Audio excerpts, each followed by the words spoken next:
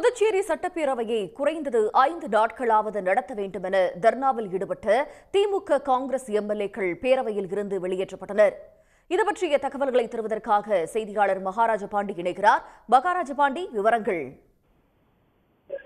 கண்டிப்பாக ஜிஎஸ்டி திருத்த மசோதா, புதுச்சேரியில் எளிய முறையில் தொழில் தொடங்க அனுமதி குறித்து மசோதா ஆகியவை தாக்கல் செய்யப்படுவதற்காக புதுச்சேரி சட்டப்பேரவை கூட்டம் நடத்தப்படும் என்று அறிவிக்கப்பட்டிருந்தது. அதன்படி புதுச்சேரி சட்டப்பேரவை இன்று காலை கூடியது.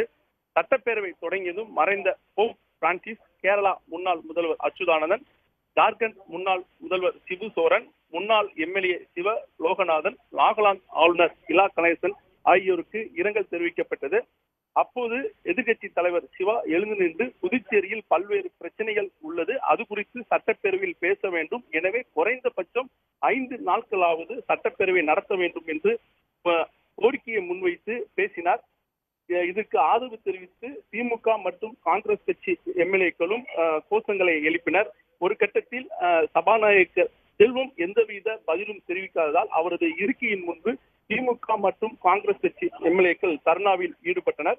அவர்களை குண்டுகட்டாக வெளியேற்றுமாறு பேரவைத் தலைவர் செல்வம் உத்தரவிட்டார். இதையடுத்து சபை காவலர்கள் எதிர்கட்சி தலைவர் சிவா மற்றும் திமுக காங்கிரஸ் கட்சி எம்எல்ஏக்களை குண்டுகட்டாக தூக்கி வந்து வெளியேற்றினர். இதனால் சட்டப்பேரவை வளாகத்தில் பரபரப்பு ஏற்பட்டது.